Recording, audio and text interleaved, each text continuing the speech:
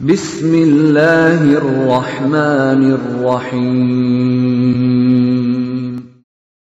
وَلْتَكُنْ مِنْكُمْ أُمَّةٌ يَدْعُونَ إِلَى الْخَيْرِ وَيَأْمُرُونَ بِالْمَعْرُوفِ وَيَنْهَوْنَ عَنِ الْمُنْكَرِ. Assalamualaikum warahmatullahi wabarakatuh. Para ikhwah wal akhwati fillah rahimani wa rahimakumullah jami'an, insyaallah mari kita tentu berharap, berdoa kepada Allah memberikan taufiknya, hidayahnya kepada kita untuk bisa menjalani hidup kita dengan benar. Kita berdoa mudah-mudahan majelis kita ini majelis yang punya berkah. Kita iringi dengan adab, bain adab batiniyah, hati kita mengharap semata ridhonya. Bukan soal lamanya kita belajar, tapi berapa ilmu kita yang diberkahi dalam belajar. Abu Hurairah radhiyallahu anhu hanya kurang lebih 4 tahun menemani Rasulullah SAW dalam belajar, tapi ilmunya berkah sehingga bisa bermanfaat bagi orang-orang di belakangnya. Maka mari kita mengundang keberkahan ini dengan menjaga adab batiniah kita, ikhlas karena Allah Subhanahu wa taala, berharap rahmatnya dari sisi Allah Subhanahu wa taala. Karena tidak ada pemberian Allah yang paling mulia dalam hidup kita sekalian kecuali Allah membimbing hidup ini bisa benar dengan bimbingan ilmu, sehingga setiap permasalahan hidup kita dijawab dengan hidayah, dijawab dengan petunjuk sesuai dengan panduannya Allah Subhanahu wa taala kepada kita. Tidak berjalan di atas nafsu, tidak berjalan di atas pikiran-pikiran sempit yang ujungnya menyesatkan kita sendiri. Adab-adab zahir juga harus dinampakkan. Jangan membiasakan berkomentar di saat tidak tepat, meskipun maksudnya baik. Karena bisa jadi ada orang lain yang terganggu, atau paling tidak malaikat yang terganggu atas gerakan dan pembicaraan kita yang tidak benar. Alhamdulillah ya sekalian, kita berada di majelis yang mudah-mudahan memberikan spirit motivasi bagi kita untuk semakin mencintai hidup ini dengan benar, cintai untuk berdekat dengan Allah, beramal amal soleh yang kita yakini tidak ada amalan di dunia sekalian ini yang kita lakukan yang panjang, pasti tetap pendek, tapi balasan Allah yang cukup panjang nanti di akhirat. Selah-lelahnya kita beramal, itu tidak ada artinya dibanding balasan Allah yang sempurna nanti di akhirat. Dan kita yakin ya ikhwah, bahwa hidup ini pasti berakhir, pasti berakhir, lambat atau cepat pasti berakhir. Sementara balasannya tidak ada yang berakhir. Resiko pertanggungjawaban di Allah, di hadapan Allah nanti kelak panjang ya ikhwan, panjang pertanggungjawabannya, tidak ada batas akhirnya. Maka mari kita sungguh-sungguh memperbaiki diri kita, dan pintu yang Allah buka tentang hal itu, kita biarkan hati kita berjujur di hadapan Allah untuk beramal, mencari ridhonya, mencari rahmatnya insyaallah. Hari ini kita akan belajar, wahai ayah atau calon ayah.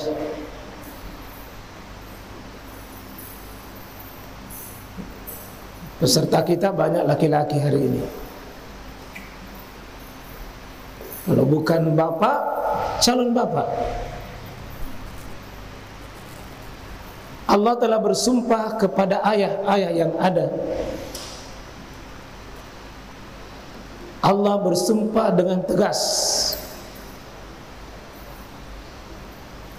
Dalam Al-Quran, kadang posisi ayah lebih diunggulkan dibanding ibu, dan kadang posisi ibu diunggulkan dibanding dengan ayah. Kadang disederajatkan. Kita lihat posisi hari ini, bagaimana Allah bicara tentang posisi ayah menurut Al-Quran.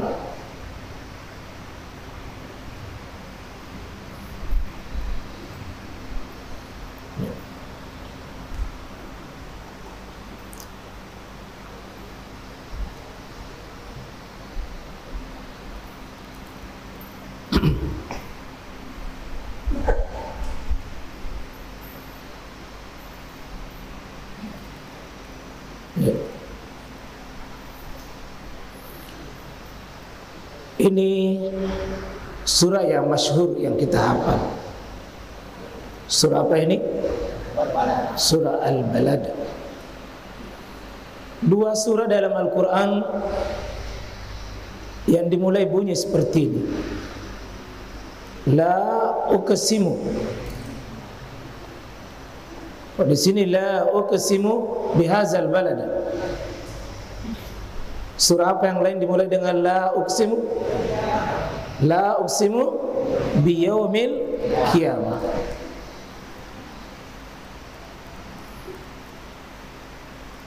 La uqsimu ini betul-betul Allah bersumpah. Meskipun sebagian juga ulama,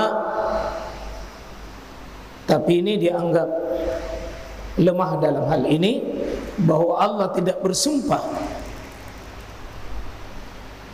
Jadi bisa kalau la uqsimu bisa betul-betul saya bersumpah. Bisa bermakna bahwa saya tidak bersumpah. Tapi kalau ayat ini ditafsirkan dengan tafsir ayat bil ayat, inilah uqsimu adalah betul-betul Allah bersumpah. Karena di ayat yang lain mengatakan wattin wa zaitun wa turi sinin wa hazal baladil amin. Allah mengangkat beberapa objek sumpah di situ. Wattin wa turi sinin wa hazal baladil amin. Di sini Allah menyebut dengan sumpah la sebagai mubaddil min wa au ta atau bi. Wallahi, billahi, tallahi. Di sini posisinya adalah langsung sumpah berjahar, sumpah dengan jelas. Ada dua sumpah itu, ada sumpah jelas, ada sumpah kadang tidak jelas. Nah, di sumpah ini jelas ini karena uqsimu al-qasam. Qasam itu sumpah. Ya. Qasam ini sumpah. Betul-betul saya, kata Allah, bersumpah. Allah yang langsung bersumpah. Apa yang objek sumpahnya? Bihazal balad, terhadap negeri ini. Terhadap negeri ini ada yang bersumpah, ada objek sumpah, dan ada jawaban sumpah pasti. Setiap antum menemukan sumpah, pasti tiga. Ada yang bersumpah, ada objek yang disumpahi, dan ada yang jawaban sumpah.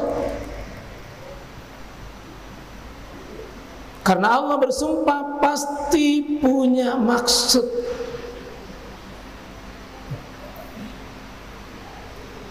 Allah bersumpah pasti Allah punya maksud. Maaf kalau manusia biasanya bersumpah untuk apa? Antum bersumpah sama manusia itu untuk apa? Satu, meyakinkan supaya apa yang saya ucapkan itu tidak main-main. Tidak main-main, mempertegas saya punya bahasa itu.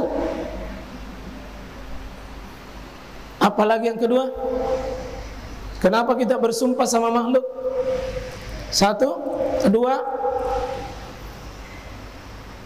untuk apa coba?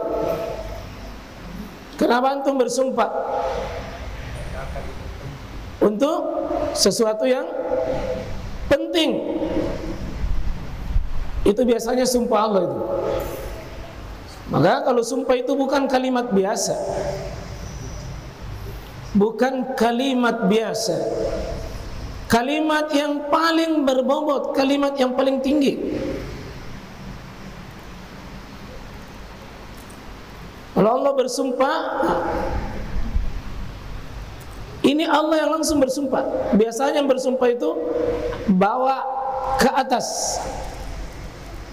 Coba kalau ada yang dilantik Pak Lurah, pasti di atasnya pimpinan cabang, diambil sumpahnya. Nah, cuma kalau makhluk yang bersumpah harus ditambah satu, nama Allah harus dibawa.